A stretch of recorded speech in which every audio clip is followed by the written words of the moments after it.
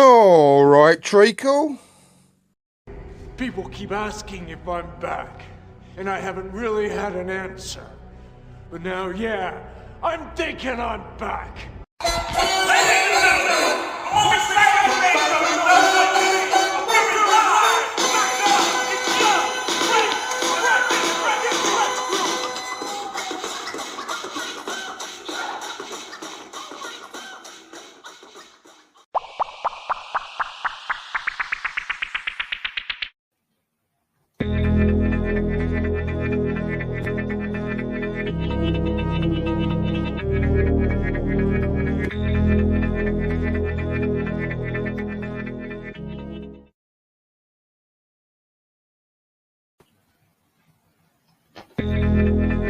Oh, that shouldn't have happened. That's my fault. Sorry. Oh, we got there in the end. I don't know what I was doing there with the pictures. Anyway, I'm Richard, and you're watching the Positive Arsenal podcast.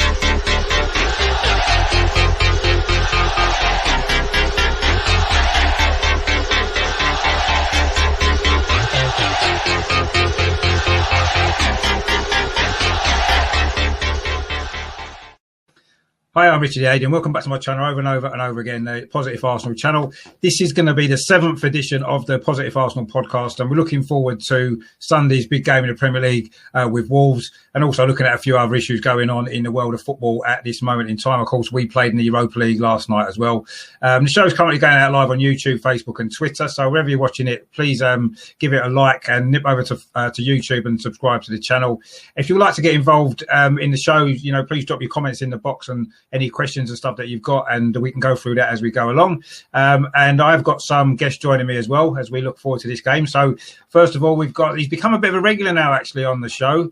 Welcome back to Melvin. Good evening, everybody. Looking forward to this. I've some very good memories about times in Wolves and some not so good memories, but we'll come to that later. Yeah, well, that's the same with every club, isn't it, I suppose? But yeah, I think your memories of Wolves go back a little bit further, which could be interesting later on as well. And coming back after a week, he had a week off actually for some reason, but our positivity guru is back in the house. Andrew, you okay? Hello. How are you, mate? Sorry if you had a lack of viewing figures last week. I do apologise. I know.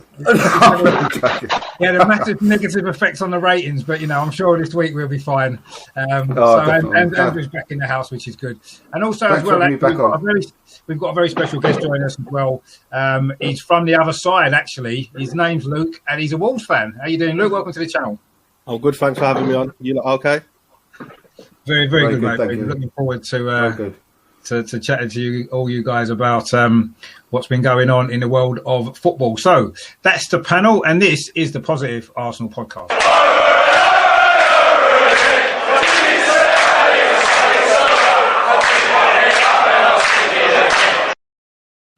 Just before we start, I just really wanted to just pay a tribute to this guy, probably the greatest footballer I think I've ever seen play. Obviously, he did pass away. I think it was yesterday, wasn't it, or the day before? So, just RIP to Diego Maradona, fantastic player. Yeah, so, he was brilliant, wasn't he? Basically, where I wanted to start this week actually is the fact that now we are allowed to have fans back in the stadiums, which will be the first time since March. And we're going to be one of the first, in fact, we are going to be the first club in England to have fans back in the stadium on Thursday night when we play Vienna in the Europa League. Now, I'm quite interested to know what you guys' thoughts are on this, because the capacity, the attendance, is going to be limited to 2,000 because of the restrictions and stuff, and London being in tier 2 and all this kind of stuff. So, for me personally, I can't see the point of going to football in a 60,000 seater stadium with 2,000 fans in, with no alcohol. You can't mix with your friends, you can't sing, you can't cheer, you can't do any of that. To me, it's a waste of time. I'd rather they wait until we can get it back to something similar to what it used to be like, and just have it as it's been, because to me, I can't get excited about going to a game in a pretty much empty stadium with you're not allowed to do anything other than politely clap when the teams come out and stuff like that. To me, that's not football. That's not what it's about for me. But I'm interested to know what you guys think. Maybe start with Luke then. I was obviously coming on the show now. What's it like for you guys at Wolves? Are you kind of wanting to get your fans back in even in no small numbers, or would you rather wait? I think some fans they'll just go regardless. Like, they'd be happy to go back. Obviously, being in tier 3, we can't have 0 fans. But again, it's not. I can't see it impacting on form. You know, I can't see it being an advantage having 2,000 fans in there. I mean, do you think even with 2,000 Arsenal fans there, that the released attendance will still be 60,000? Definitely, yeah. Definitely, yeah. Well spotted. Definitely will be. 59,900. Come on, be realistic. But I think, I suppose it's better than nothing. But it's, I mean, this is another conversation for another podcast, I suppose. But the government haven't got a clue, have they? They don't know what they're doing, and just allowing 2,000 fans when, you know, you're rubbing shoulders with somebody in Asda or Tesco. It's ridiculous. It's ridiculous, and it's laughable, to be fair, and it's quite embarrassing. But I suppose it's better than nothing at the end of the day. Yeah, I mean, for me, I'd rather have nothing because I just can't see the point of it. Football is taking away all the fun out of going to football. It's like the people that make these decisions, it's like they are so out of touch with what going to football means and what it's about and what it's always been about for fans. And to make it like that is, it can't even be about the money because there's no way the club can be making any money from having 2,000 fans when they've got to employ staff to open the gates and look after it all. So I don't know. To me, it's mad. I mean, what are your thoughts on that, Melvin, about the 2,000 fans that we've got on Thursday? I think, first of all, you go to football for the atmosphere. There ain't going to be any atmosphere. But there are plus points. I can get a cup of tea at half time. Don't have to worry about queuing. I can get a drink if I want a beer. I don't have to worry about that. And I can hear myself. Well, I'm not allowed to shout. I've got to clap. It's like being at the bloody opera, isn't it? No, for me, it's a no-go. It's listen. We don't mind getting up, going on the train, doing this, doing that to get to the ground. All those hours, coming home again. If you get a bit of atmosphere and you're part of the game, you're not part of it. If you're not allowed to even cheer, I mean, that is ridiculous. And just going back to your point, Luke, we're not allowed to say you should be able to have 20, 30,000. You know, you're not allowed to be 6 feet from someone, but I can sit on the underground next to someone I don't know. Yeah, I can't sit next to my son 6 feet away. So it's all a nonce. That's a bigger question, like you say. It's a bigger thing we could talk about and spend hours and get very aggravated. But it is a nonce. If they put a bit of thought into it, say for example, you've got the Emirates hold 60,000. Even if you went 15,000, so quarter of capacity, you could even give people staggered times to turn up at the ground, so you can minimise the risk of, well, you can maximise social distancing with the numbers that way. So, say for example, Richard, your allotted arrival time is 2 p.m. at the stadium. Melvin, yours is 2:15. Andrew, yours is 2:30. Mine's 2:45. Then you just eliminate it a little bit more, and you're getting more people in there. And even 15,000 in a 60,000 seater stadium, again, you could probably just open two stands, so people can get a little bit closer together to generate some sort of atmosphere. So you know, but there's just no thought behind it. It's just like a number plucked out the air. Oh, 2,000, that'll please them. There you go. You know why it won't work, your system? Because it takes common sense, and there's none of that around at the moment. Nah. Not at all. That's very true. I mean, Andrew, what are you making of this 2,000 fan business? Do you think it's a good thing, or should we just wait until we can get a decent number in and carry on as it has been until then? It's pathetic, absolutely pathetic, mate. And they are doing what you said, Luke. They are still going to be staggering entrance times. Yeah, it's ridiculous considering that. You can have a much smaller stadium in London as well, and they will have the same amount of people in as the Emirates, regardless of what their capacity is. And if they think that it's just going to be those 2,000 people turning up, what a joke. I mean, everyone's going to be turning up there to have a drink in the pubs beforehand with their mates, and just have that atmosphere outside as well. It's just absolutely ridiculous, and it's either all or nothing as far as I'm concerned. Let them all back in or don't, and I think it should just wait until we can do that. The thing is, though, as well, I mean, I've seen a lot of Arsenal fans are quite, excited and keen to get tickets for the game on Thursday. And in a way, you can understand it. We've not been able to go, have we, for months? And it's like, but for me, it's just going to be a total farce. 2,000 fans in that big stadium when you can't even if you could make a noise, you're not going to hear it. It's just going to echo around. And it's going to be worse probably than having no fans at all in some ways. Yeah. But anyway, I mean, it is what it is. They might see sense after the first few rounds of games. Yeah, go on. I'll just tell you just tell you as well that about 5 minutes ago, Arsenal took the lead in against Derby County. Oh, yeah, the under 23 game. Just so you know. Yeah, the under 23 game's been played as we speak against Derby. So there's a few sort of fringe first team players playing, like William Saliba and a couple of others. I think, is it Aziz, did you say, was playing, Andrew? Yeah, Pablo Mari's making his comeback. Callum Chambers and William Saliba back free. So that's not bad, is it? No, it's pretty better than what we've got at the moment. So, yeah, it shows that we've got we've got some depth in the squad.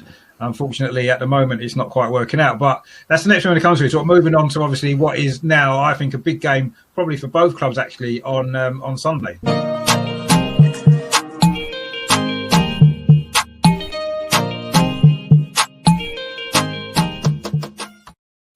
So, Luke, is there anything in particular that we need to know about Wolves in terms of, stuff going on at the club, injuries and stuff like that, or are you going to keep it to yourself until Sunday? There's not much going on. Cody was out. I think that was because of COVID-19. So I'm not sure if he's back in time or not yet. I've not really been reading the news too much the last couple of days in regards to Wolves. But no, injuries, we're fine at the moment. Johnny's a long-term injury, so he's not due back until probably February or March. But apart from that, I believe we're okay. I mean, what have you made of your start to the season so far? I mean, it's a lot of draws, a bit like last season, really, but you don't lose often, do you? It's frustrating. It's the most frustrating thing in the world because we're so bipolar. Like, one half will be absolutely dreadful, and the next half will be fantastic. And it's like, where's this performance come from? Because we actually do have quite a talented squad. We've got some dangerous players on the day. Neves, Moutinho, Patricio, Jimenez, Traore, Podence. Some very, very dangerous players in the squad. But I believe Nuno plays with the handbrake on, and it's holding us back massively. Absolutely. Can I ask you a question? Yeah. Luke. This is only purely my own personal opinion. Do you think your squad was slightly weakened over the summer with Jota going and with Doherty going? Do you think that the two? Go on. Jota's a funny one because for Wolves, his numbers wasn't actually that good, and he's gone to Liverpool and he can't stop scoring. But he's getting better services and he's getting more chances, so that'll be why. But we've replaced him with Pedro Neto and Daniel Podence. Both will get numbers equal to or greater than Jota last season in terms of goals and assists. So we're not going to lose out on that front. In regards to Doherty, happy to get 15 million for him and replace him with Semedo from Barcelona. Come on. Really? I'm quite surprised at that. We've had Tottenham's pants down there with that one. I'm really surprised you say that. Yeah, I thought he was a really popular guy there and doing well. No, Doherty, we got nearly 10 good years out of him. He got goals, he got assists, but defensively, he's not up to it. And if Tottenham are playing with a back four, he's going to struggle because he would have struggled if we played with a back four. Same with Conor Cody, absolutely fantastic. Put him in a back four, he's going to look like a different player and he'll struggle. And, we've signed Semedo. He played nearly 100 times for Barcelona. That doesn't happen by mistake. Would Matt Doherty play 100 times for Barcelona? No, he wouldn't. So it just shows the levels and who's the better player. Yeah, I've got one for you, Luke. I've got one for you, sorry. Traore, does he not play because he's not playing well, or does he not play well because he's not picked? Which way round is it? Because last season, the last couple of seasons, he's been different class, and he just seems to have fallen off the edge a little bit. This is what I say when I refer to Nuno playing with the handbrake on. You got players like Traore, and me, obviously, I'm not as qualified as Nuno, but players like Traore, just let them play free, let them have a bit of freedom and sounds familiar. Get the ball and do what you need to do. Neto, we've got some fantastic players going forward, but because it feels like the handbrake's being applied, it holds them back. But then saying that with Traore, he can be frustrating because he's too hit and miss. He's too hit and miss because if he was consistent, with all due respect, he's probably one of the best players in the world because he's so unique and he's unstoppable when he's on form. But when he's not on form, you may as well not be on the pitch. So it's finding that balance with him. Now, I don't know whether that's a Nuno problem or a Traore problem. I can't quite put my finger on that one. It's funny enough. In my notes that I wrote for this, obviously we were going to talk about Nicolas Pepe. Obviously had a great game for Arsenal last night in the Europa League, and I actually find a lot of similarities between him and Traore. Not physically, obviously, because Traore is an absolute tank, but certainly in what you was mentioning about the inconsistency. And I think Pepe is either really, really good or he's really, really terrible. And it doesn't seem to be that balance. And I seem to get the impression that Traore is very similar. He's got a lot of similar attributes, I think, Pepe has to Traore, actually, in terms of pace. He's got the potential to be a fantastic player. I think they both have. And maybe they do both lack a little bit of consistency, which is maybe a shame, because I think the pair of them together, two great players they can potentially be, but they're not living up to their expectations at this moment. I don't think either of them are. I mean, Traore had a good season last year, I thought. This year, he's not really got going yet, has he, for one reason or another? Yeah, and the frustrating thing is, say, if Neto comes in for him or Podence comes in for him, they're not even particularly performing too well. So then you think, well, why aren't you giving him more minutes? Because I think his last 90 minutes for us was West Ham away when we lost 4-0, I think it was, which is right at the beginning of the season. And you think it's quite a long time to not give Traore 90 minutes when you know what he's capable of doing. Yeah. I mean, obviously, from our point of view, I say Nicolas Pepe, to me, I think they have got a lot of similarities. I know Andrew's a big fan of Nicolas Pepe. You must have been delighted last night, then, Andrew, with his performance. He was good, wasn't he? Yeah, well, it just shows you what you can do when you have a good player on a pitch and you let him do what, let him express himself. I was just saying before you came on, Luke, offline, it's exactly the same with regards to us as what you just said about playing with the handbrake on. We're not allowed to. We're just stifled. We're being micromanaged from the side of the pitch, and all the quality players that we've got up the front are just not allowed to express themselves at all. And it's absolutely so annoying. It's excruciating to watch sometimes. Yeah, and that's what you get with Pepe. And he came out at half time yesterday, and he just seemed to be allowed to roam free and express himself and do, show us his flair. And he's like a different player. Absolutely, you can just see the quality that he's got. And I've been saying this the whole, all season and most of the last season as well. And unless you get, this is the other thing as well with Traore in the same sort of situation. Unless you get a good run of games, you can't pick up your form and match fitness and get into that groove, get into your rhythm.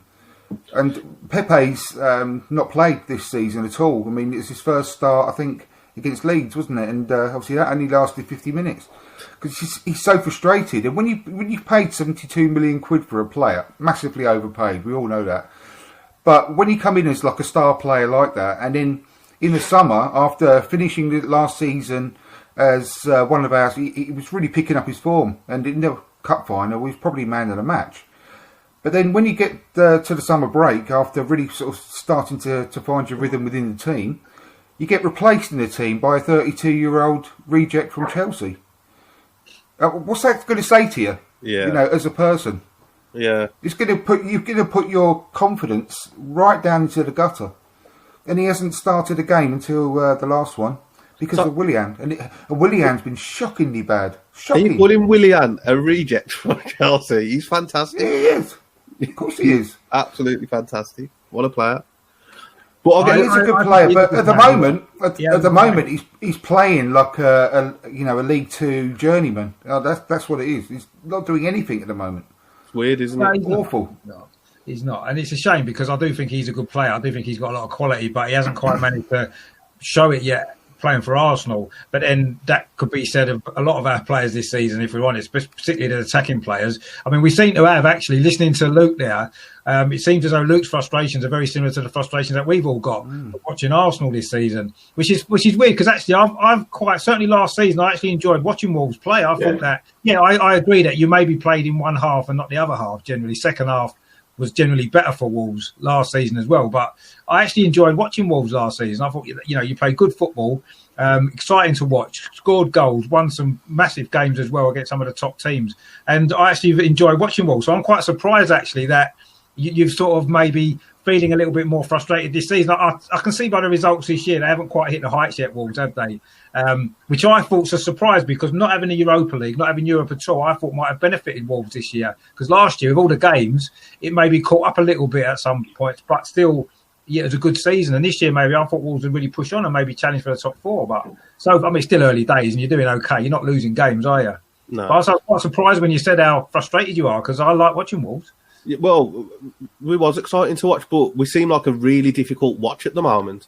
Like, if I was a neutral, I couldn't watch a Wolves game at the moment because it just doesn't seem like there's no blood, there's no thunder, there's no, like the old school football, Arsenal v Man United 2001, 2002 or something, those sort of games, King v Vieira, you don't get it no more, and I don't know.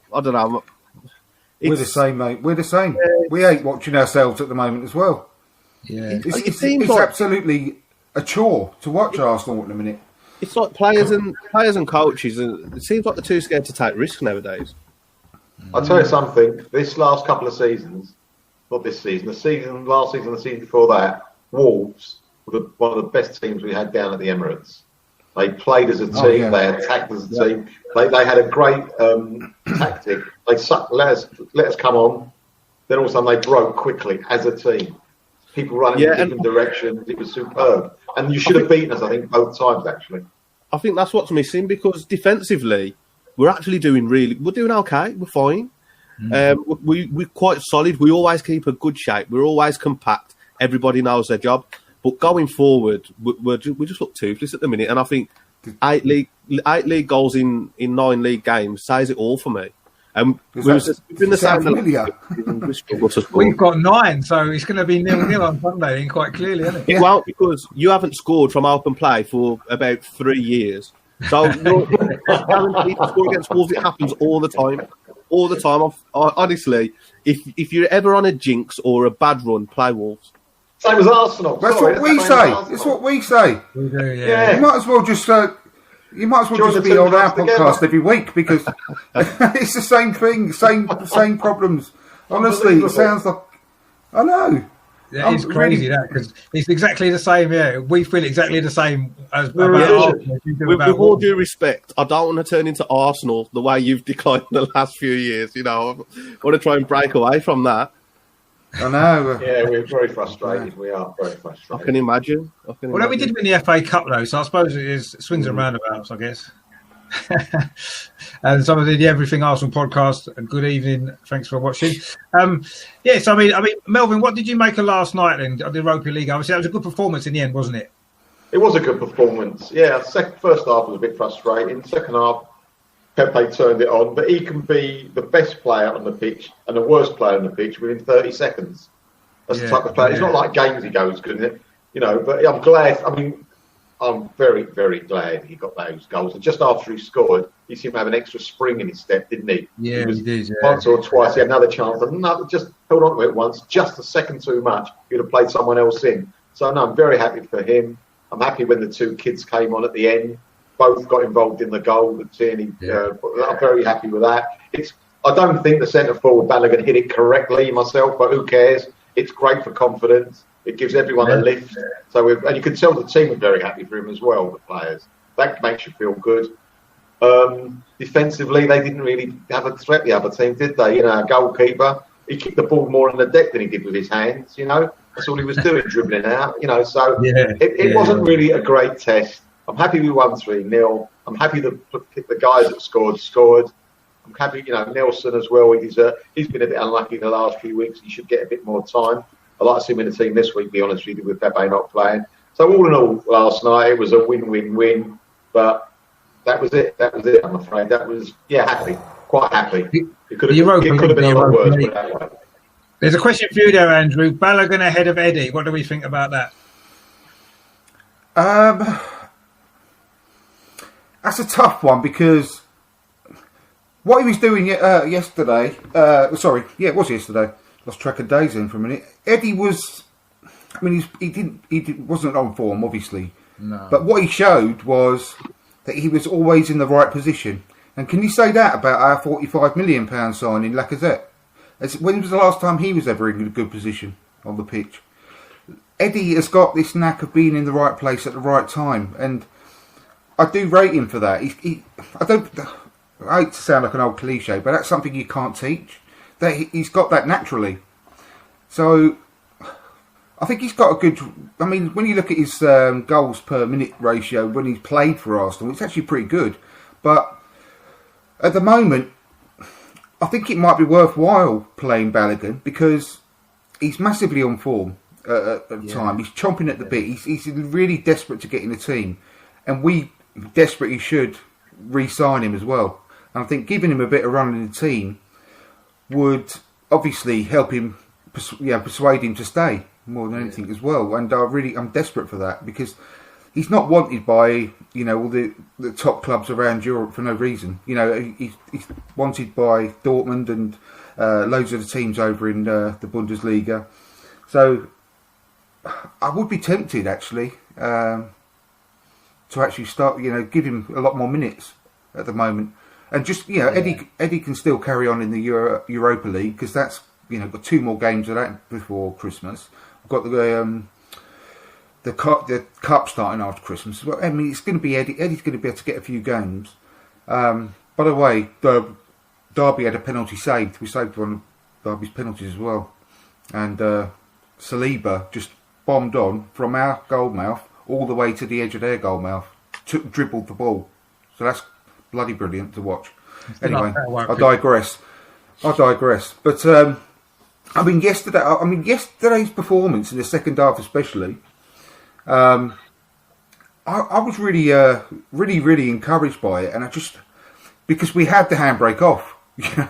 we were swarming forward at one stage, and I was doing a watch along on Ryan's channel, and I was saying, look, watch what we're doing now. And we had all 4 midfielders bobbing forward. And Emile Smith-Rowe, every single time he got the opportunity, whether he touched the ball or not, he was making runs into the box, drawing defenders out the way and creating havoc. And that's exactly what we need. And I said to Ryan on the watch-along, if you were Mikel Arteta, why the hell wouldn't you do everything in your possibility to actually get Smith-Rowe ready for first-team action, like in the Premier League, every game?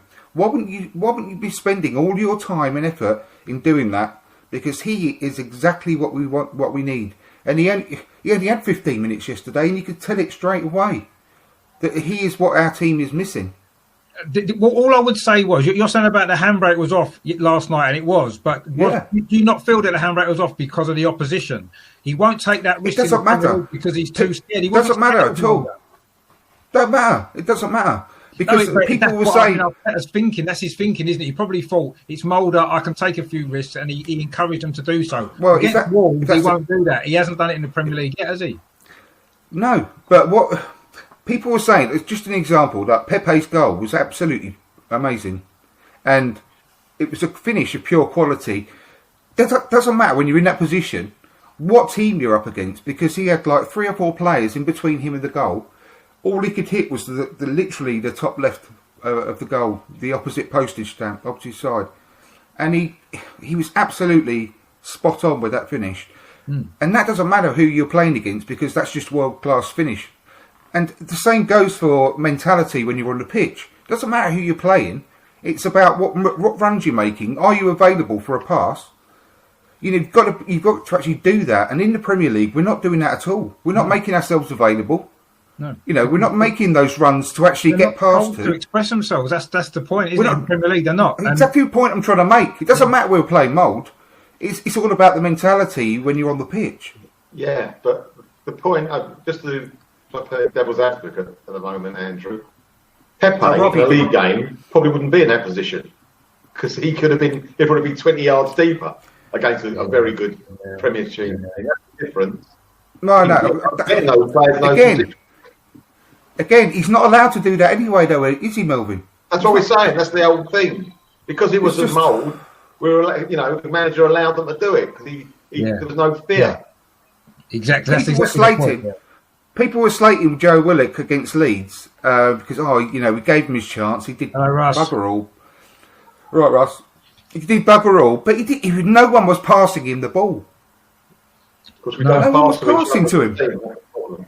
No, I Just mean, drive you mad. the issue for me is more that not the players you could see last night when they're given freedom they can play. It's more to do with the tactics and the style that they're being asked to play in the Premier League, which is stifling them, and they're not bringing out the best in a lot of them players. We've got a question here actually for Luke there.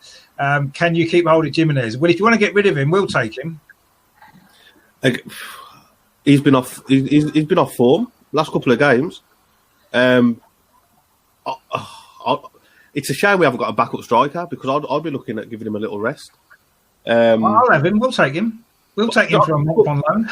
it's probably because we see him week in, week out. So every time you see Jimenez, you probably think, oh yeah, he gets 15, 20 goals for Wolves. He must be good.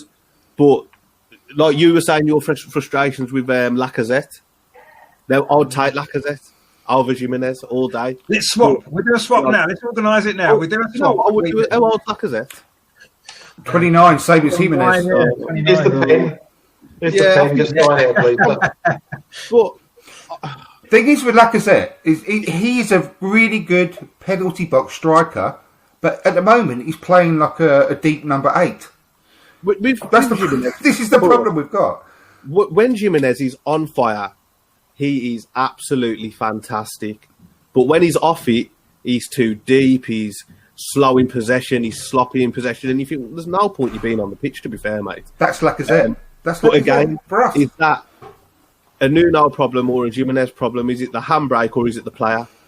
Can't quite work it out yet. Still, that's what we're still trying to work out.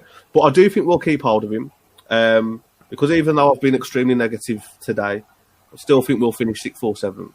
So I do think we'll keep hold of him. And he's signed a contract extension in the summer. So if somebody's going to take him, he's going to cost money because he's a goal scorer at the end of the day. So he's going to cost money. And if we could get 50, 60 mil for him, maybe, I'll take that all day for a 29-year-old striker. Yeah, no, I agree. And also as well, Connor Cody's got to mention there. He's been playing well for Wolves, hasn't he? Fantastic. Yeah, in his position, best in Europe, in his position. Move him out of his position, different story. But it's what he brings to the team as well, vocally. He's such a leader. His organisation skills, second to none. Like, in that position, I would take Cody out of any defender in Europe in that specific How old position. is he, Luke? He's only 26, 27, I think. Wow. 26, Yeah, a 27. lot of money He came for from the him. Liverpool Academy, Yeah. didn't he? And- Yeah. But when he came, he got shoehorned in at right back. He played centre midfield for a bit. It wasn't until Nuno came that he found that position. And Nuno's made Cody, to be fair. So fair play to Nuno on that one. And fair play to Cody as well for obviously putting in the work on and off the pitch. Because you can tell with Cody how much he loves the game and just the way he speaks about the game. He'll be a manager in the future. You can spot it a mile off. Yeah, I mean, Russ has put a point in there about Jota. I mean, you did sort of mention that before. I know Luke, Russ has just got here, so you probably missed that. But you did sort of mention that you didn't feel it was that much of a loss, really, did you, to Wolves? No, and it's funny to say because obviously he's doing the business at Liverpool at the moment. But like when you look at his numbers for us last season, Neto and Podence will match and exceed his numbers. Especially between them. So I don't see it as that much of a loss for us. It's a good deal. Majority of Wolves fans, we're happy with the money. It's, yeah, all right, Jota is doing the business and fair play to him. Congratulations. We hope he does well for them. But his replacements in Neto and Podence for us at our level, fantastic. Neto, 19 years old. I personally think he can be better than Jota. So we'll just have to see. And I think that's the way we're going to be. We'll get some players in on the cheap from Portugal. They'll have a couple of good seasons. We'll sell them on for profit. Rinse and repeat. That's just how we're going to be. And if it keeps you where you are in the Premier League, I'm sure you won't mind that too much, will you? Well, if it keeps us in the Premier League, we're just happy to be taking part still at the moment. But yeah, hopefully we can start to push on in the next couple of seasons and start to maybe ruffle some feathers in the Big Six. I don't think you're far off, to be fair. At the moment, the last couple of seasons, you finished above us last season, and wouldn't be surprised if you do again this year. The way we've started. I know it's still early days, but we'll see what happens. I mean, just sort of moving away from the kind of present for the minute. I know Melvin's got some great stories about some previous games between the clubs.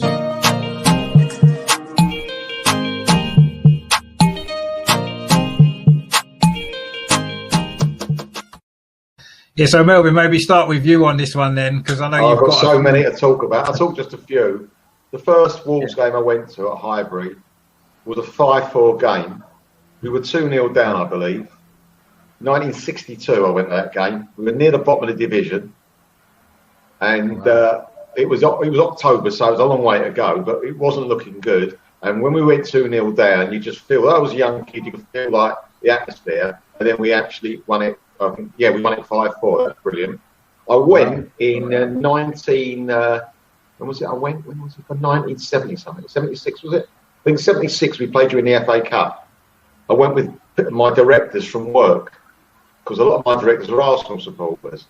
So we all met up, went to a pub, then we got on the coach, drinking. It was only I was about 22, 23. Drinking. Got to they had a restaurant booked. We had something to eat. More drinks because these directors could drink. And anyway, I was gone. I didn't know where I was. We sat down and I could see, as we kicked off, 3 balls being kicked. I was seeing in treble, right? You beat us 3-0, right? You beat us 3-0. And I reckon the score was 9-0 on that basis because I was just ridiculous. It was absolutely ridiculous. Home and the coach was horrible. We're out of the cup. I don't know where I am. I want to get home and I've had enough. And that was a bad one. But we also, the record that you'll know, which I think Andrew might know, we played here away in 2010 at Molineux and we won 2-0 and there was a record made that day. Do you know what it was? And it still stands. I know in that game, we scored in the first minute and in the last minute. Exactly. That's right. So that's a record. That is a record. That was good. Also, 1971, not the double year because it was the next year on from the double. It was November. It was I think November 71. We went up to Molineux, got the opening goal. Everything was fantastic. I didn't go to this game. I just watched it. I watched it afterwards. He used to show it to you. Years ago, there weren't so many like games. Easy, 1-0 up, no problem at all. Got beat 5-1. It was the most horrendous weather you've ever seen. Every time Wolves kicked the ball, it went whoosh in the net. 5-1, slaughtered us. That was it. And also, I went to a 1978 at Highbury, the FA Cup. It was in the last minute of the game. It was 1-1. And George Berry, and I want to speak to Graham Ricks about that, and Graham Ricks had a bit of a melee because he wouldn't give him the ball to take a quick corner. Finished up, George Berry got sent off, and Ricks took the corner, and we scored. I think McDonald scored to put us through to the next round. And also, we're going to talk about, I won't talk about it yet, players that played for both teams. There's something about that, but I'll leave that one alone. So that is some of my memories with Wolves. And brilliant. Great memories there. Yeah. Great memories there. I mean, what about yourself, Luke? What are your sort of memories of games against Arsenal? My first memory would be FA Cup semi-final, 96. I think it was at Villa Park. 98. Obviously, major underdogs. Absolutely buzzing. Could Wolves reach an FA Cup final? But Mark McGee was the manager, and he didn't play Steve Bull, and he didn't play Robbie Keane. Wow! I don't remember that. We lost 1-0. We lost 1-0, and what was most frustrating about the game was obviously Arsenal were far superior to what we was at the time. Fantastic players, but if we would have lost 1-0 to a goal from Ian Wright or Nicholas Anelka, you can accept it. But Christopher Wright scored the winning goal, and he was shit. Yeah, Vieira gave him the ball, didn't he? Vieira went down. Yeah, Vieira made the run, and he passed it to him. Yeah, that was a good day out there, actually. Wolves had a lot of fans there that day, didn't they? That was. Yeah. Good day. I mean, I was too young. Well, I wasn't too young to go, but I didn't go. I was 10 at the time, so I didn't go to that one. But to be fair, our record against Arsenal isn't too bad since we've come back into the Premier League. Yeah, it's been pretty good. When Mick McCarthy was your manager, I've got a memory that it's only a fuzzy one, but I seem to remember you beating us in the Premier League when you had Mick McCarthy as your manager. Am I being? I know the game. That's it was around that era, and I remember Nenad Milias got sent off at the Emirates, and he never should have got sent off. And I think we might have drew the game 1-1. Yeah, it was 1-1. Yeah, we was hammering you, and then might be the. I think that's the one I was thinking about. Then, yeah. What year was you that? But you were 2011, I think. 2010, 2011. Yeah, we drew 2011 1-1. Yeah, we did. Yeah. Yeah. And then I think when Jimenez scored, we drew 1-1 with you last time, didn't we? I think the last two times at Highbury, the Emirates, it's been 1-1.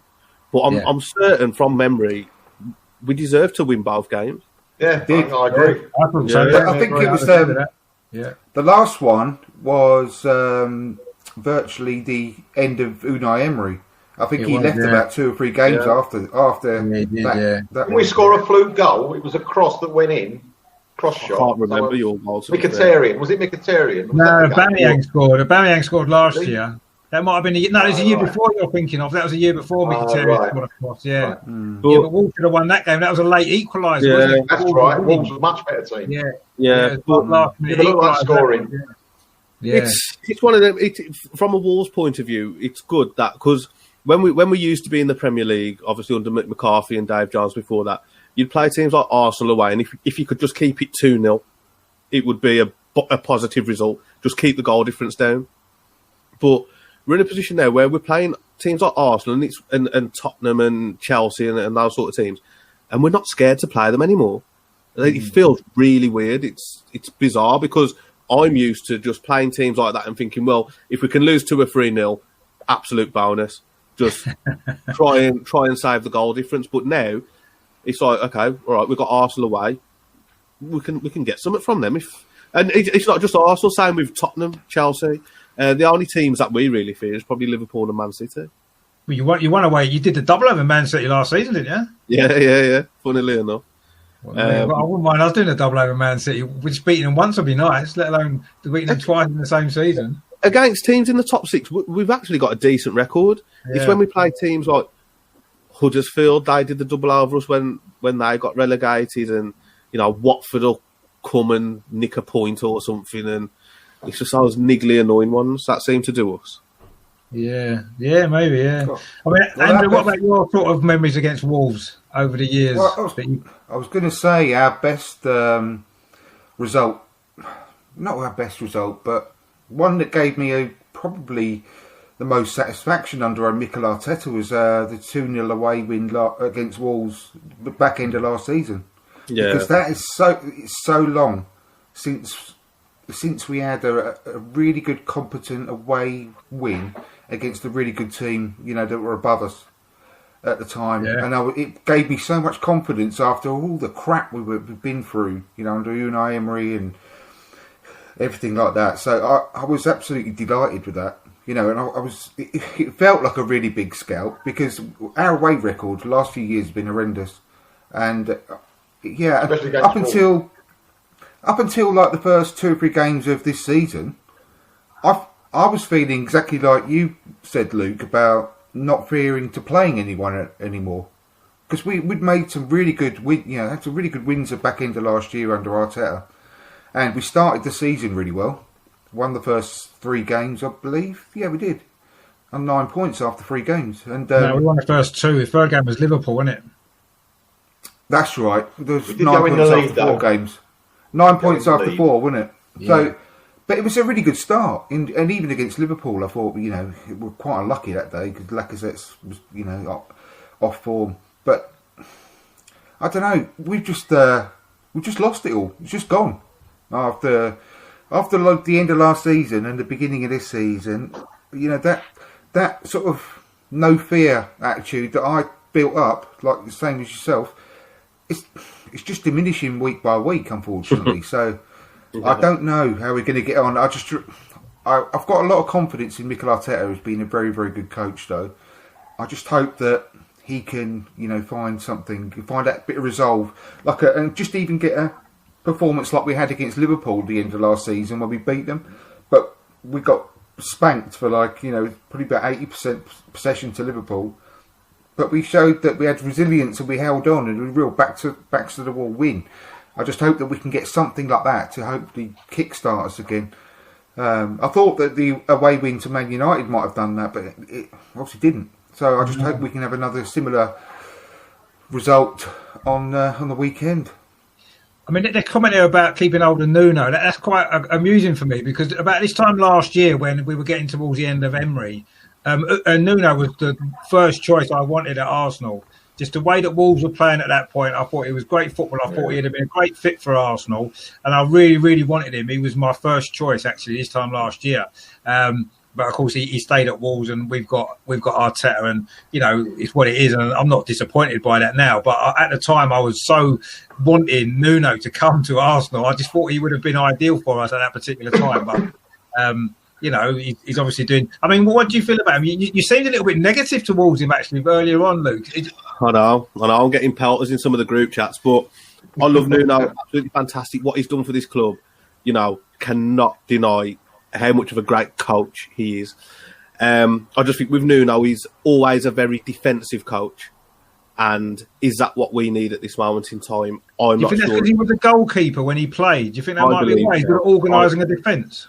I believe so. But if you look at his record at sort of Valencia and Porto, never a very attack-minded coach, very defence-orientated, loves a clean sheet, and that could that be his downfall in the Premier League? That's all I'm questioning. That's all I'm querying. Like, I love Nuno. He's done a fantastic job, but surely questions can still be asked no matter how good of a job you've done. Yeah, no, because there's always room for improvement, isn't there? Yeah. But some Wolves fans, honestly, they're just knobheads. You can't moan, you can't say this. Look where we was 5 years ago. But no, I want to question where the progression is now. That's Wenger. Another parallel. What's that? Sorry. Bill Arsene Wenger, another parallel. People are saying, people are having a go. Well, it's the same with Arteta. Arteta, a much smaller degree, I think, than Wenger. I don't know. I think it's building. He was split. Look what he's done, but look at him now. Where do you put the emphasis? So I think it is a parallel. I really do. I'm just saying. Same with you, Phil, about Nuno. I feel the same about Arteta. I absolutely love him, and I want him to stay.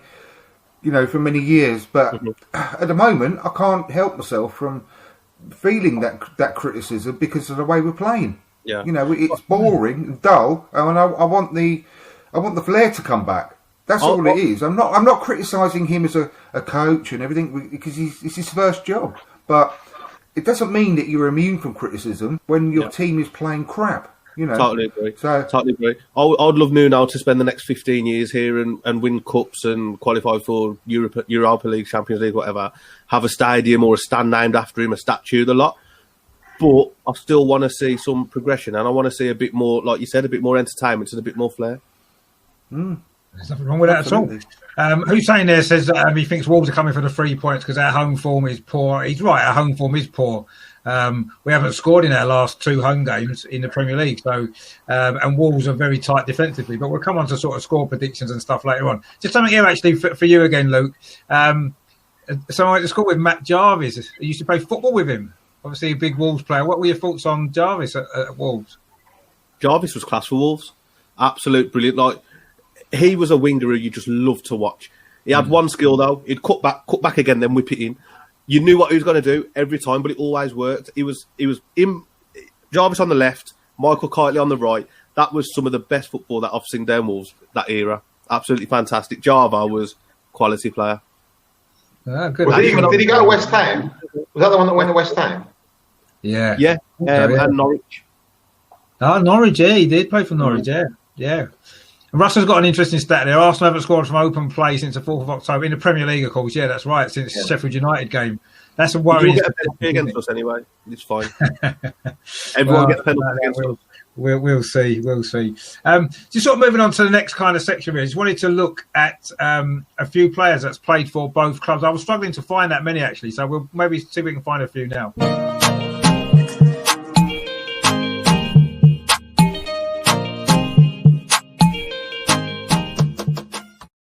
The first one I wanted to do was one, especially for Melvin, because I know Melvin will know this guy. I don't remember. I know this one, I bet. But this one's for Melvin. Oh, Bob McNabb. Lovely guy. Really good left back. Quality. We signed him from Huddersfield. They put his signature. When we signed him, it was on the loudspeaker. They did it, which is weird. Arsenal never do that. They go, ladies and gentlemen, we've just signed, or gentlemen, there's not a lot of ladies there years ago, we've just signed Bob McNabb from Huddersfield. It was really weird to hear that. But he came in the team and he was amazing footballer. Don't think he played for England much. It was in the 1970 World Cup squad, but didn't make the last cut. Went down, I think, from 28 to 22, and he got a great job on television. Though he was still playing with the Arsenal as a panelist, and everyone knew him from that. Yeah. So he came over very well. Good-looking guy, great left back. He could attack. He got stuck in. He was one of the best left backs we've ever had, I tell you. And of course, he joined Wolves, didn't he? After he left Arsenal, didn't he? Towards the end of his career.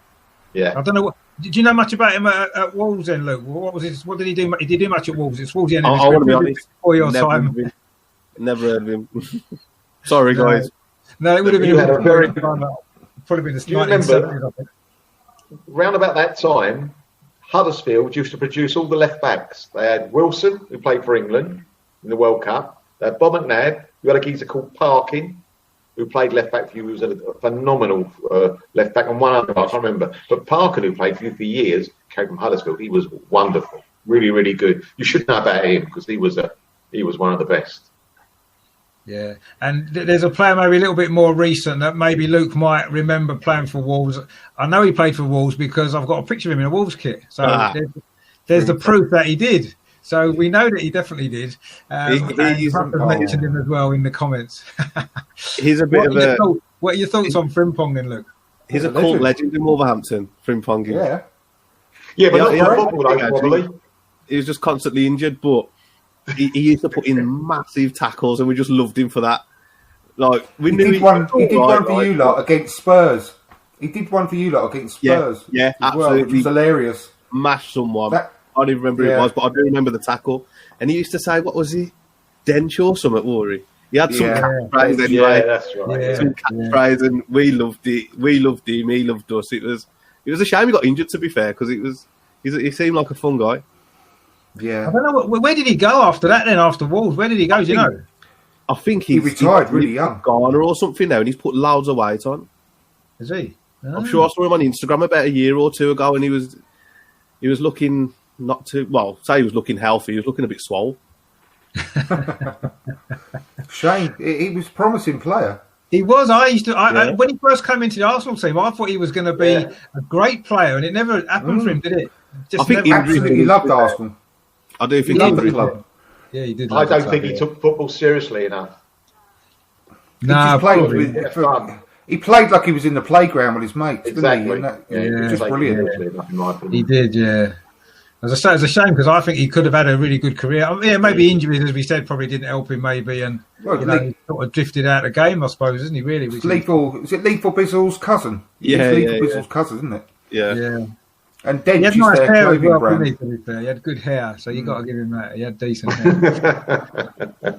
And another player who I actually really rated at Arsenal, but never quite made it as much as he could have done, and then ended up at Wolves for a bit. Ali Adair. Do you remember much also about injuries, though? Big injuries. Yeah. He never really did anything for us. I think he played a dozen games. That's off the top of my head, but I don't think he even scored for us. I think he was more remembered for having a fit missus at the time when he signed for us, because all our players were shit. They didn't have good-looking girlfriends, so he was a bit of a low-key celeb in the area, I think. Low-key celeb. I always felt he had a bit of potential, when he was at Arsenal. He'd seem to come in and do some good. He scored some goals, and I always thought he could make a career, but it never really happened for him. He's another one who didn't really quite make it at Arsenal and drifted around. I think he's doing a lot of media now stuff, isn't he, on Arsenal? I think I've seen him pop up on the website and stuff like that, but I don't know what happened to his career, really, after Wolves. He does the Arsenal Nation podcast with Johnny Cochran, who I had on my show last week. Is that what? I know I've seen him on a bits and pieces. Yeah, I've seen him on there. So yeah, he seems to do that. He's got. You say because he was always a good-looking bloke, but I think he's got better with age. I think he's like even though I'm obviously not the one to say. You should ask obviously the ladies, but I think he's a really good looking bloke now. I think he's got better looking with age, he has. Lea. Well, you mean there's hope for me yet, Andrew? You what? Is there hope for me yet then? Going better with age? Still time. Still time. You don't need to improve, Melvin. You're incredibly handsome as it is. Yeah, that's what it is. You can't improve them. I can't believe you haven't mentioned one player, though, Richard. I've still got a few more to go yet. Don't worry. Oh, okay. I've got one there that, again, Luke might remember. I was trying to get ones that maybe Luke would remember as well, rather than just going back in time. Do you remember much about that guy? Oh, yeah. Yeah, Falby. It's a shame with that one because it ended quite sour in the end. But did it? Yeah, he was fantastic. The fans loved him. He did really well for us, and it was one of them. Like, we felt we had an actual player on our hands at the time, but then he got a bit above his station, wanted to leave, and then I think he just went a bit sour. And he's a bit of a snake, to be fair. But yeah, we move on. Funny you should say that. A bit of tragedy in his life, hasn't he, recently? You can had a bit of tragedy in his life recently. Yeah, he did. I will take that comment back to being a snake because he has been through a lot, to be fair, and obviously I won't wish that on. Yeah, of course. No, I'm not going to. I will just tell you, I'm a friend of the family. Oh, okay. A lot. Yeah. He's best match with Matt Doherty as well, isn't he? Yeah, well, yeah, he bought. You had a captain, you had a centre half that was leaving the club, and he was very friendly with the centre half as well. But I used to go in. He had a box at Wolves. Yeah. The Phoebe, and we used to go with all his family, and me and my son used to go and watch a couple of games. He used to invite us up to Wolverhampton, and you had a very good. Your forward line was amazing then because you had a Phoebe and you had two guys, a guy that went to Crystal Palace. Sacco. He was I used to watch him play. I thought, wow, what a player this guy is. Absolutely. And you had another guy, like a short like Stumpy. That's it. Yeah. Oh my God! That was brilliant. It was a brilliant Falby because if a Falby would have stayed at Wolves, I think he would have had a better career. I agree. I think for one reason or another, his head got turned, and I think that was a downfall of him. To be fair, then he went. To there was a funny thing, wasn't there? Didn't he go to a team, sign for someone? Was it back to Wolves? He went to a team and he stayed a week. Yeah. He only stayed a week, and then he went somewhere else, didn't he? Is that a week? That was that. I think that was Stoke. I think that was Wolves getting their arm back and saying, "All right, then come back. You know, you won a club, come back to us." Yeah. And then he finally went on to see you later, mate. Later, he's off. Yeah, we met some I watch him as well. I used to, as I'm friendly with his father, I used to watch him play for Arsenal when he was 8 years old, right? And he played for the under-10s. Now when you're 8 years old, you play for the difference is enormous. Yeah. But he was one of the biggest, though he's not tall, not one of the tallest, but he was big for his age then. And he used to score goals for fun. They just used to give it to him. He used to run and smack it in the net, and you could tell straight away he had something. You weren't sure, because you never are, but you thought if there's a chance of one kid out of that lot making it, and obviously my eyes was on him to know the old man, this kid could make it. And I don't think he got the chance. I'm not saying he would have been the greatest Arsenal for whatever, but he never got the chance, I don't think, to have a go at the Arsenal first team. He never quite got elevated to that. To just give him a couple of games to see what he's like. He never got the chance. And we weren't, at that time, we didn't have the greatest forwards either. There was a couple, we were lacking a bit. Fantastic. So that's me being biased. We loved it when we had a Falby, to be fair. He was absolutely fantastic. What's the song you used to sing? Was it Glenn? What's the thing you sing? The song where the teams come out to. What is it? The whole crowd go mad. High Silver Lining, that one. That's it. That used to be brilliant. Yeah. That was absolutely brilliant.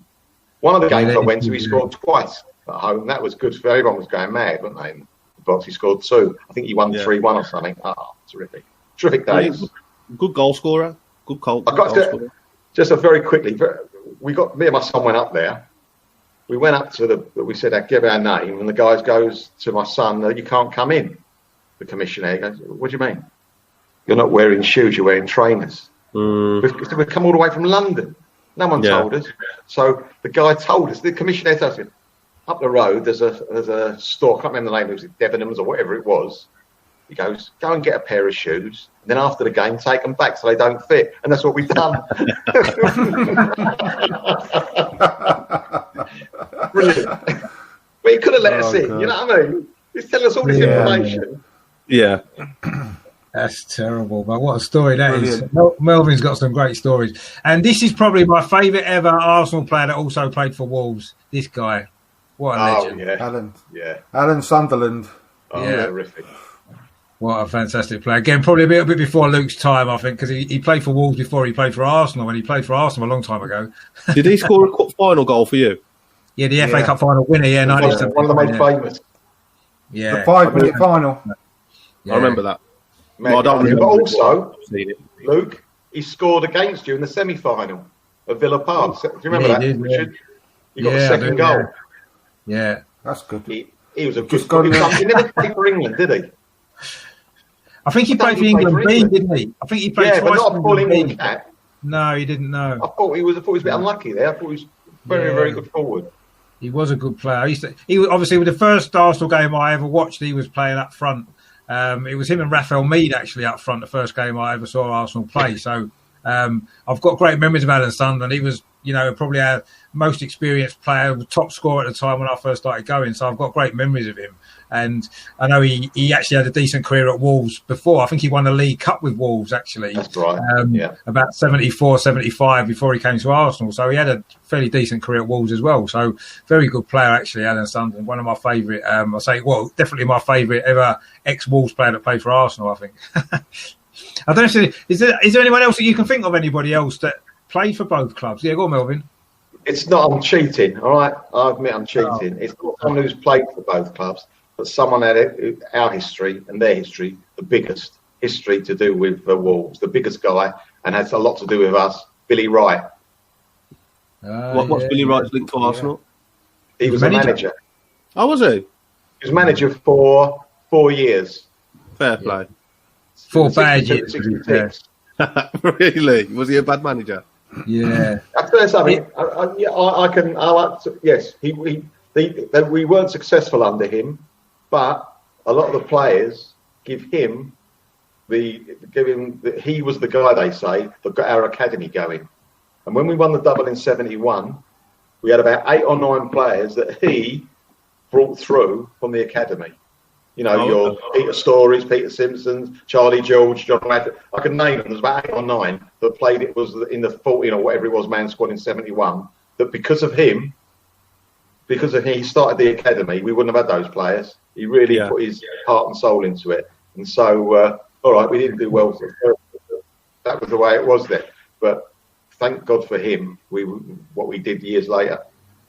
Yeah, I didn't know that actually. I know he had. Obviously, the team wasn't successful at all in his 4 years. No.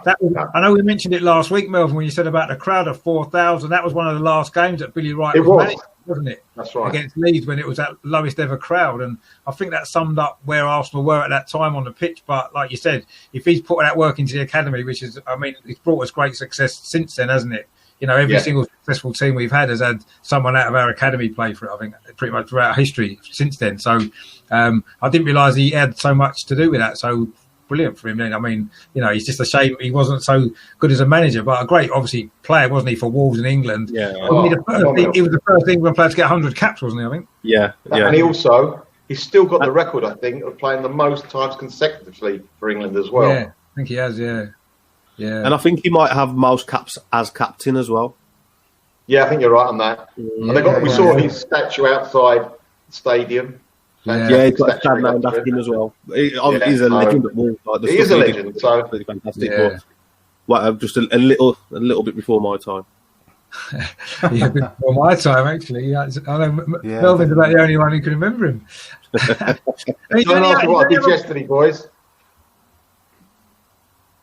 I can't remember what I did yesterday. I can't either. No.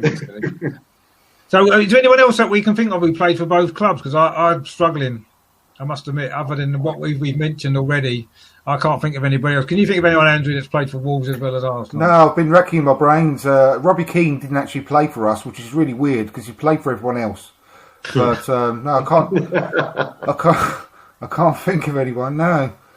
The only other one I know, Bob Wilson played 2 reserve games in goal for Wolves, I think, and then he joined Arsenal. So he didn't make the first team, so I don't know whether that counts. But I didn't want to include him for that reason, really.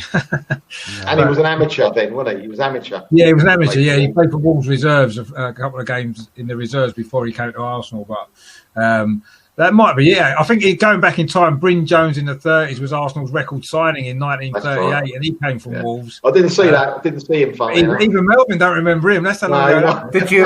You gave up your season ticket around then for a few years, didn't you, Melvin? Yeah, must have been, yeah. But yeah, so he was probably another one, but that's a bit before our time, definitely. So yeah. But anyway, so moving sort of more up to date, really. Then, what are we thinking about the lineups for Sunday?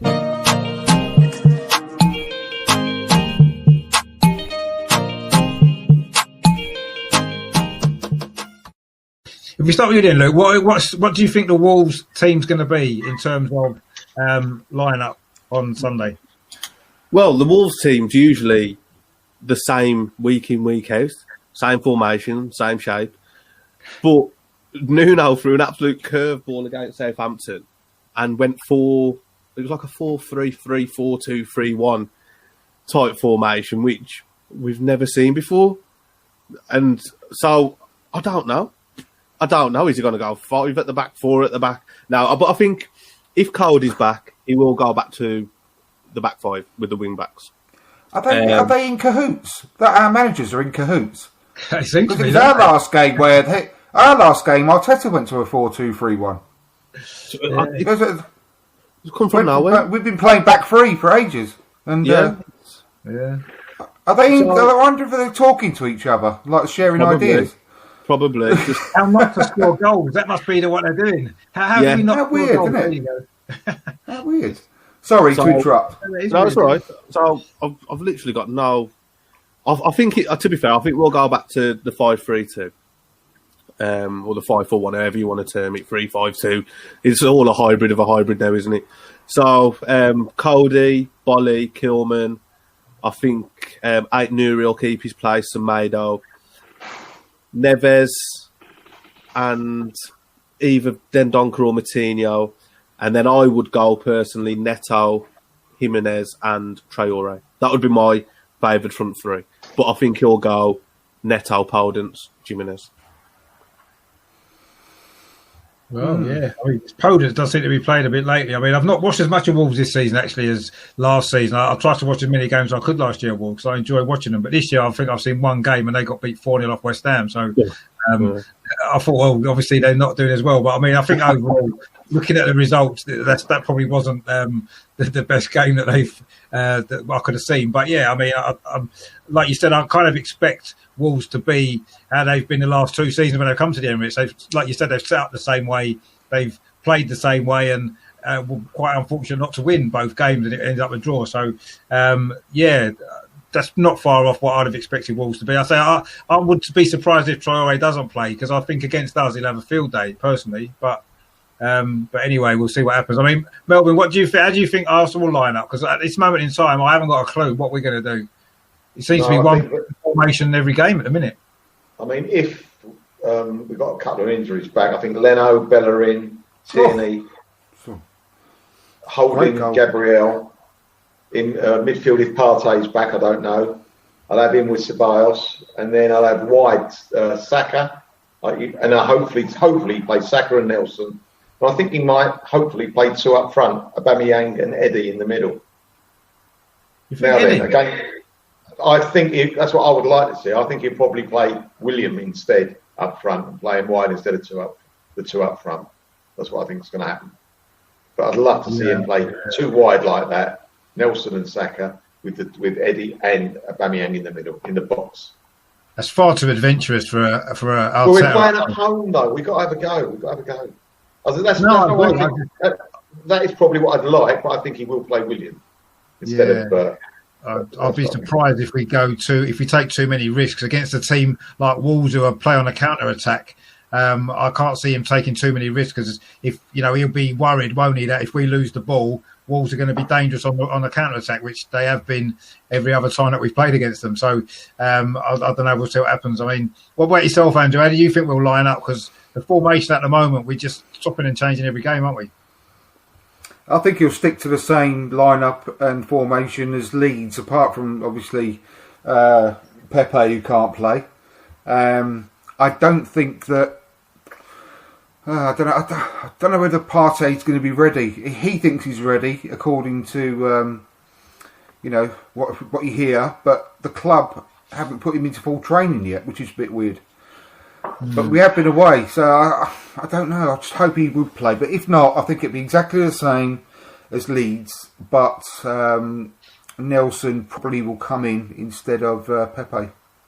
Do you not think Saka will start? Do you not think Saka will start if he's fit? I don't know, because he had that knock, didn't he, as well, yesterday. So he might come on as a sub again.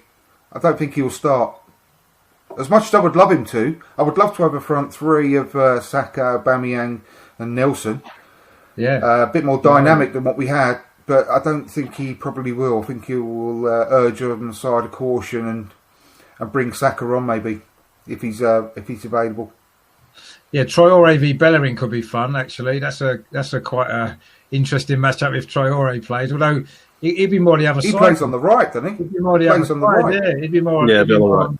And then I'm worried about Tierney. He played a lot of football recently. Yeah, he has, but keep playing. Like I see Willock start. Yeah, I see Willock didn't play that well last week against Leeds. That's the only thing, and he played last night. You can't abandon it after just one match, though. You've got to give him another chance. No, but he played against Leeds, and then he played on Thursday night, didn't he? Last night, and he's going to have to play again. I think that's a lot of games in 1 week, 3 games. No, he's 20 years old, mate. I played for 12 hours a day when I was that age.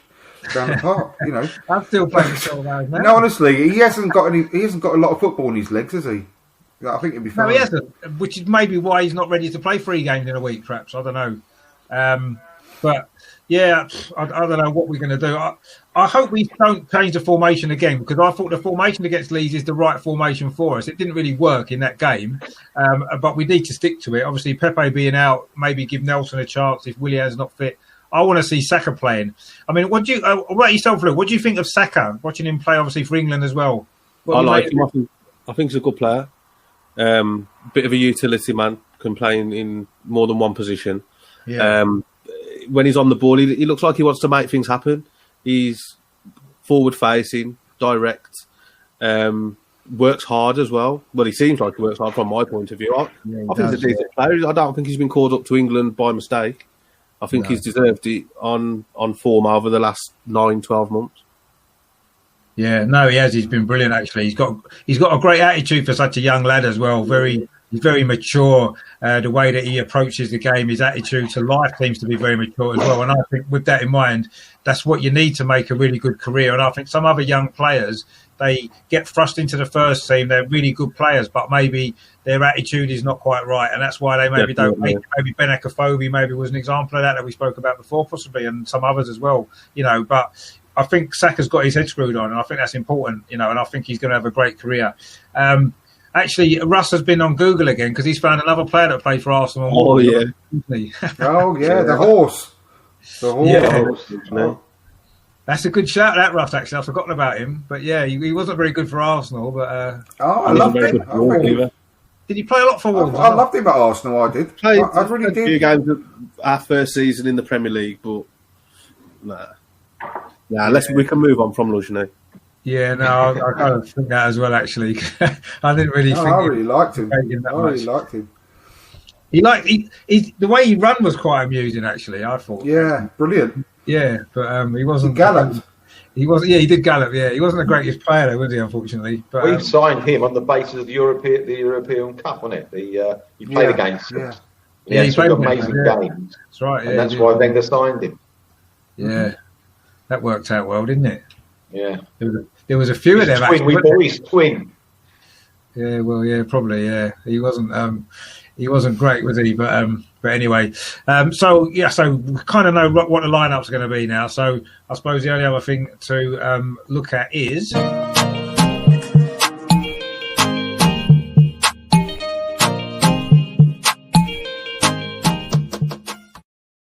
Obviously, it's going to be 0-0 because Wolves don't score goals, Arsenal don't score goals. They're both defensive and boring teams, so I think it's obviously going to be 0-0. But what do we think, Melvin? What do you think the score might be on Sunday? Let's be optimistic and not be 0-0. I'm going to be optimistic here, otherwise I'll start crying. And I think we'll win 2-0. Aubameyang to score twice because he can't hit the net at the moment.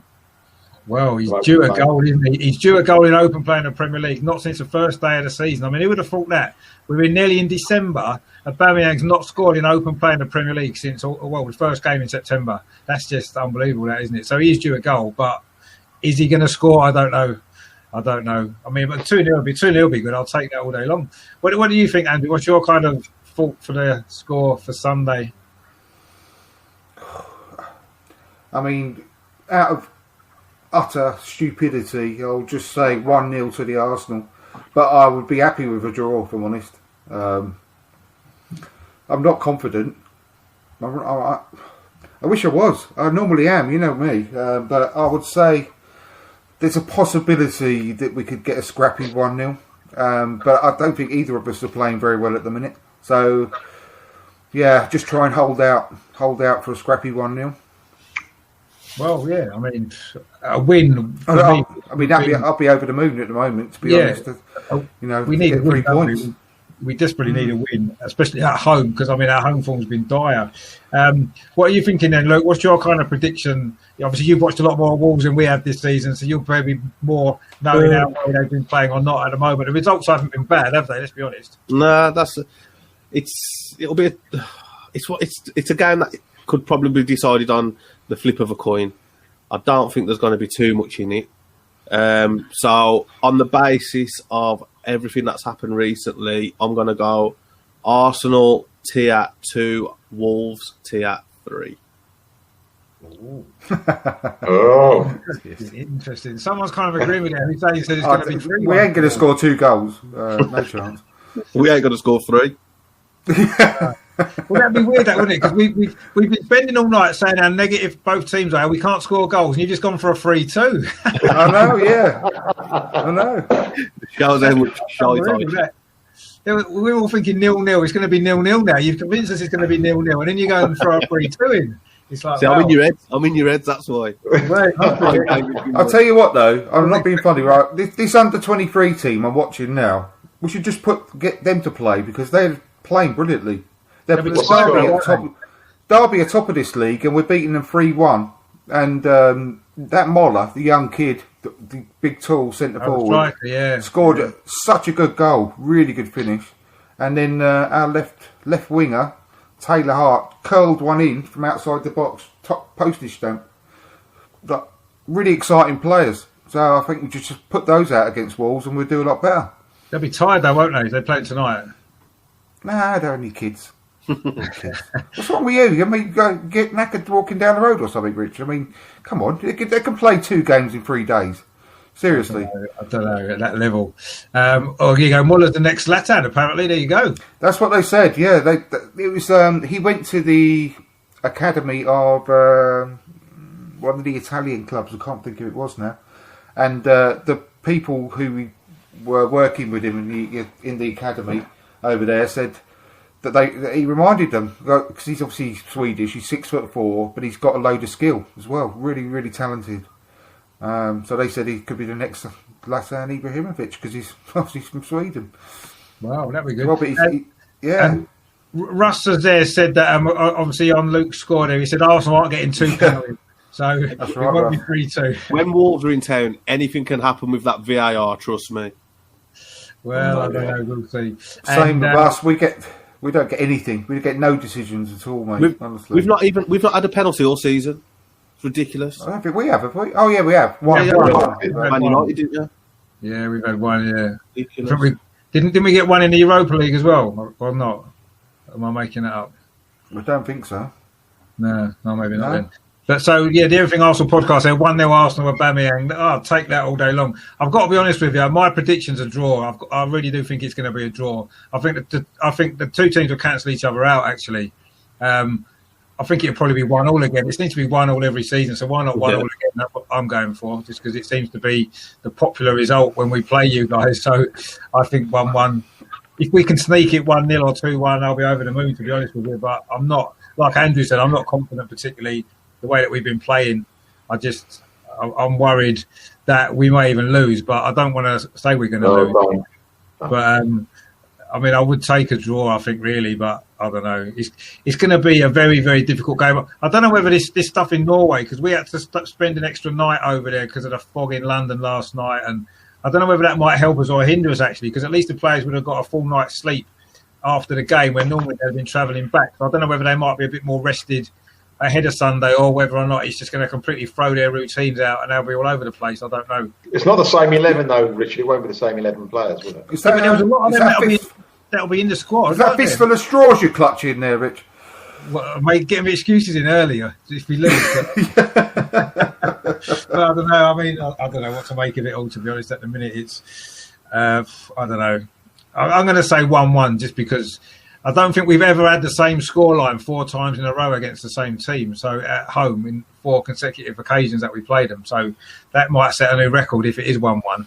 I don't know if that is actually true, but it might be. I can't think of happening before. So I'm going to go for that just because it'll be a unique kind of result, really. So, but yeah, I mean, fantastic. I mean, anything else that anybody wants to speak about before we finish? Yeah, go on, Mel. Tottenham are going to lose 6-0. No, but they're playing Chelsea. We don't want them to lose 6-0 with Chelsea, do we? No, they will, though. It's Spurs, isn't they? So, I want Spurs to lose, whoever they play. I think I've got to say that every. You know, that I've got to say that every week, Richard. Well, no, that's true. Yeah, it hasn't done well this year, has it? They're top of the league on there.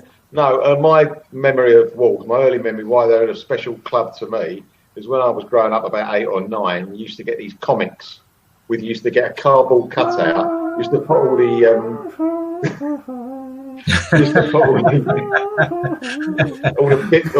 tabs and where they are in the league, right? You know. Oh, I used to have them. Yeah, I remember them. Well, Wolves was very special to me. Obviously, Arsenal and also Blackpool, because they're the only 2 teams had really strange descriptions of their kit. Wolves was old gold and black. Old gold. Yeah. Old gold, which that was weird. And Blackpool was tangerine.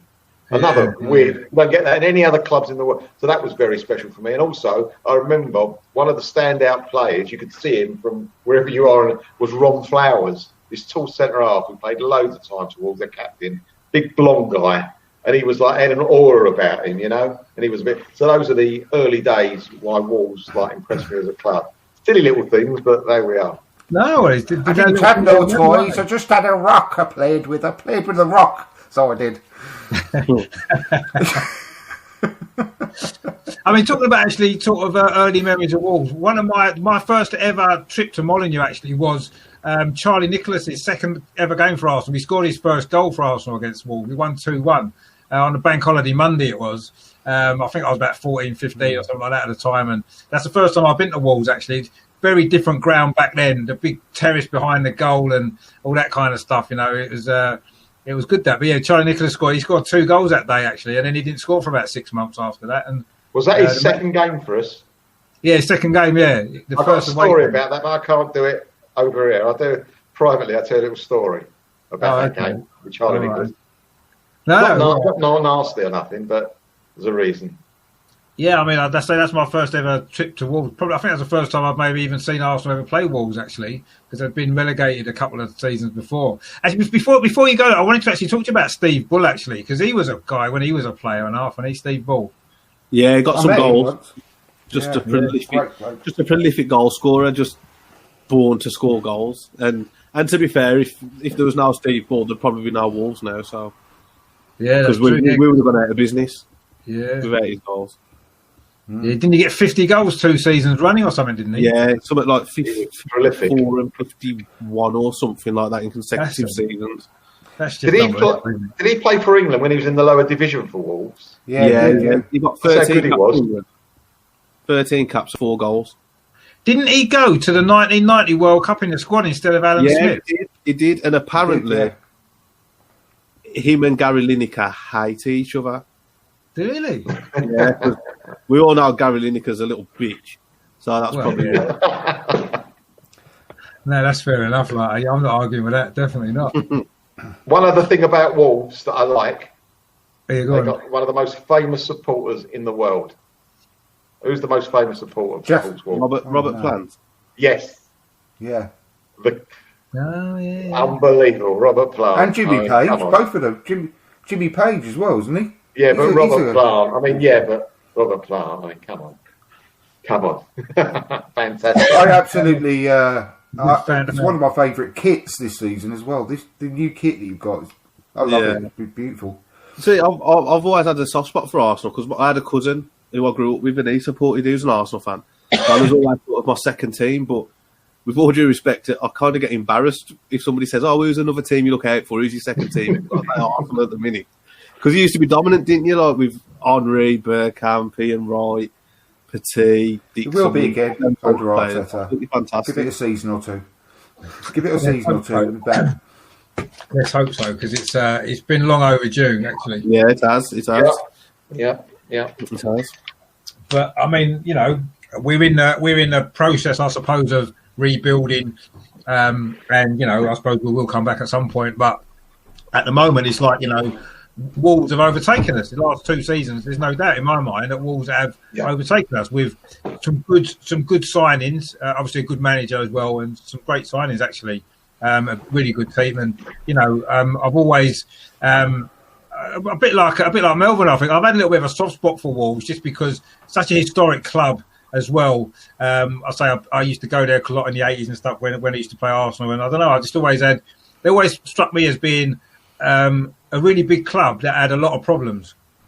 And I always I don't like to see that really because the traditional clubs. I mean, weren't Wolves one of the original Football League clubs? Weren't they? One of the founder clubs. Yeah.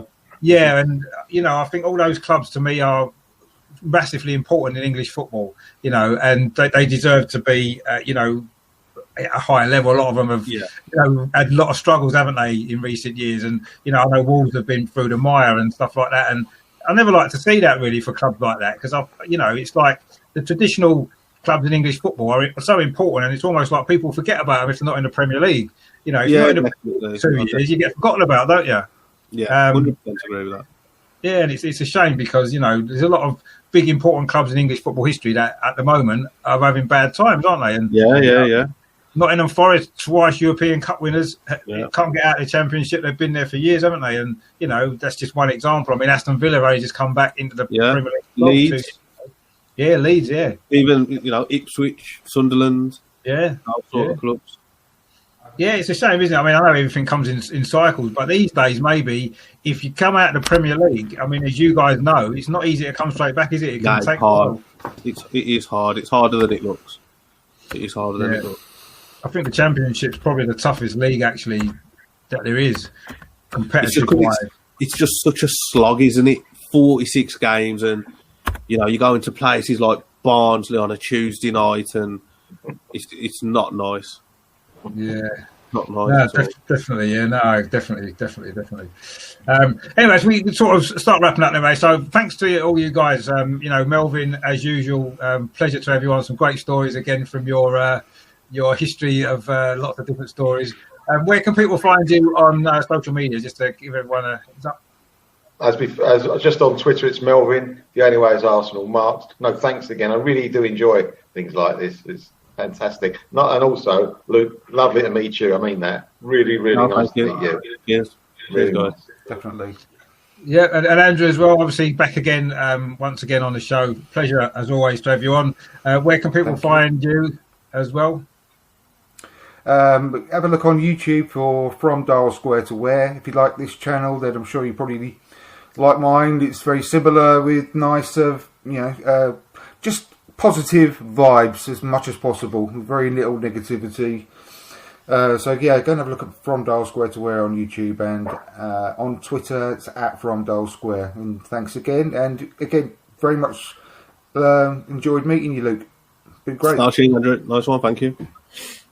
Just want to say, actually, on Andrew's show, he had a great interview with Graham Ricks, former Arsenal player, the other night. I know the sound was a bit of an issue, but it was a great show, actually. So if you haven't seen that, definitely go and watch that because that was a fantastic, actually. I think he's coming back, isn't he, again, Andrew, isn't he, to do another show? Is, yeah.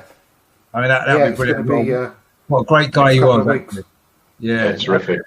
Absolute legend he was. And obviously, Luke as well, thanks for coming on. Absolutely pleasure, mate. I really enjoyed it. great. Where can people find you on social media? Yes, assuming you want them to find you. Yeah, well, Twitter at YamYamLuke86. Podcast that I do at Wolves Fancast. So cheers for having me on. It's been good. It's been a good chat, to be fair. It's always nice to get perspectives of people from other clubs as well. Yeah. Sometimes we're in our own little bubble at our own club and stuff definitely. like that. It's nice sometimes to get out of that and speak to other guys, and it's been great. I just hope that we can end our run, because I've had a Leicester fan on, they beat us 1-0. I've had a Villa fan on, they beat us 3-0, and I've had a Leeds fan on, and we drew 0-0. So I'm hoping now I've got a Wolves fan and we might win a game, but I don't know. I'm not. What did I say at the beginning of the show? If you're on a jinx or a bad run, play Wolves. So I'm telling you. I hope you're right. Honestly, we're the same though. We're the same. I'll tell you what, we're the only team that give Christian Benteke a goal every season. No, God, you can't get much worse than that, mate. He does like a goal against. I'm pretty certain we've given Shane Long a goal at some point in the Premier League. And he used to play for Albion as well, which makes it even worse. He's probably scored against us, actually. I'm sure he has. Yeah, he had a streak against us. He was our bogey player for a while. I think he probably did. But most people seem to score against us, don't they? So there you go. Jimenez always scores as well, so he's about to score, isn't he? So I'm going 1-1, Jimenez and Aubameyang like last year. That'd be good. We'll go for that. So brilliant. I say thanks a lot to everyone for watching. Thanks to everyone in the comments as well. Russ, Hussein, the Everything Arsenal podcast as well. Some good stuff there. Everyone else who's been watching. Christopher was right at the beginning. Gary as well, old school friend of mine who popped in earlier. So it's good that he's watching as well. Yes, thanks to everyone else for watching as well. And I've got a lot of good stuff coming up on the channel. I'm going to do a watch along of the game on Sunday. Actually, I did one last week on my own. I've kind of enjoyed it, so I might do that again on Sunday. And I'll be doing a preview of the game tomorrow as well. I'll do a little video together. I'll put out on the channel. That's coming out. I've already done it, but it's going to come out tomorrow morning as well. So stay tuned to the channel. Lots of good stuff coming. If you haven't done so, please subscribe to the channel. And in the meantime, of course, looking forward to what hopefully will be a good game on Sunday. Thanks again to you guys, Melvin, Andrew, and of course Luke. Fantastic. Thank you very much. And look forward to maybe getting you back on again when we play you later in the season or in the cup or something like that. So it's been great. I really enjoyed it. So thanks to everyone for watching. Thanks to you guys as well. And in the meantime, of course, as always, come on, you Gunners! Come on, you Gunners!